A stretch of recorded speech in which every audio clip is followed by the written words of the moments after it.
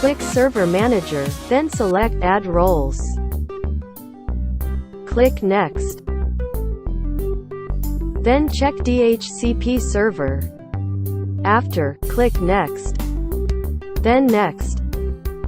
Next again. In the alternate DNS server, put your new IP address to validate.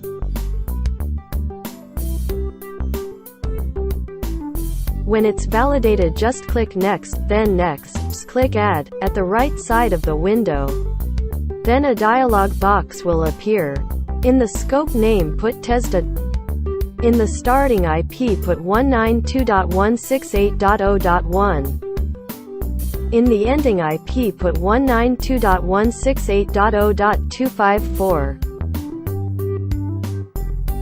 As you can see, the subnet mask will be generated as default. Default gateway is optional. After, just click OK. And then click Next. Select Disable DHCP v6. Click Next, then Next. In the confirmation, just click Install. As you can see, the DHCP server is installed successfully. Then click Close.